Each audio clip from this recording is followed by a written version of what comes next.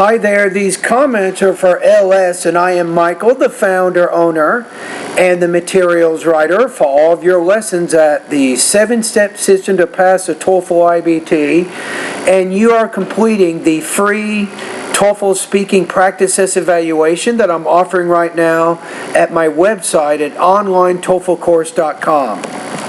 Alright, so let's listen to your practice test. And then after, I will give you a preliminary assessment of your TOEFL speaking level, and then I'll listen to your practice test one more time and give you more specific comments as it relate to delivery, language use, and topic development. Here we go. I think that it's better to study in groups because you can relax and also you can solve all the doubts that you have. First of all, when you're studying in a group, sometimes you feel stressed because the terminology or the subject that you are studying is too complicated.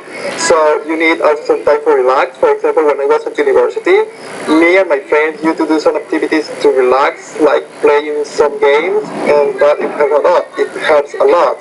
Secondly, because when you are studying with a group, you have the opportunity of resolving all your doubts. For instance, when I was at university, studying thermodynamics of heat transfer, I like to study in group because we could resolve each other's doubts. Okay, I think that it's better to study so overall, let me take a look at the rubrics here. So I think you're actually in fairly good shape. You seem to be pretty comfortable speaking English, and you're pausing appropriately, not too much and not too little. So overall, your delivery is pretty good. You have some specific vowel sounds, for example, the E and the I, like meat and mint. For example, you might say abilities instead of abilities. So you have some minor problems with certain vowel sounds that you want to work on, but overall, not bad. You have pretty good control of your language use, except for I'd recommend that instead of using the you point of view, it's probably more appropriate for this type of speaking task to use the first or the third person point of view. That means the I, the me, or the my, or the mine point of view, or maybe the he, she, it, or him, or her, that point of view. Those two point of views are probably more appropriate than the one that you chose. Right, so my first assessment is I'm going to put you around 2.83 out of 4, 22 points out of 30 on this particular practice test. Now, if I remember correctly, you are answering question number 1. So what is better when preparing for an exam, studying alone or studying with a group? Right? So let's listen to it one more time. I think that it's better to study in groups because you can relax and also you can solve all the doubts that you have. This is good. What you've done here is you actually have a topic statement which includes 2 key points. And then you refer to these key points through repetition, and through rephrasing these words, you refer to these again in the body of your response, so this helps give you a fairly coherent organization. First of all, when you're studying in a group, sometimes you feel stressed because I would say when you're studying in a group, or you might want to say students who study in groups sometimes get stressed. You might say it that way. The terminology or the subject that you are studying is too complicated. So you need also some time to relax. For example, when I was at university, me and my friends used to do some activities to relax, like playing some games, and that it helps a lot. It helps a lot.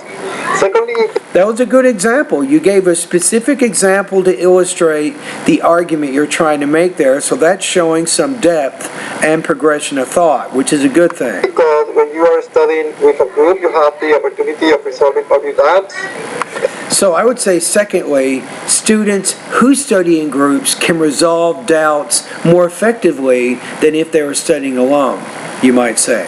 So now you just need to illustrate this idea. For instance, when I was at university, studying thermodynamics of heat transfer, I like to study in group because we could resolve each other's doubts. And that's pretty good. So overall, I think that you did a fairly good response here. So the question is, what can you do to score higher than, say, 22 points out of 30 or 2.83 out of 4, right? So I think overall you need to make some improvements with your delivery, which means you probably need some accent reduction practice. That can help you with some of the vowel sounds you're having trouble with. Another area that you can improve upon in your delivery is your intonation. You can work on varying your tone a little bit more than you are. Language use, let's talk about that.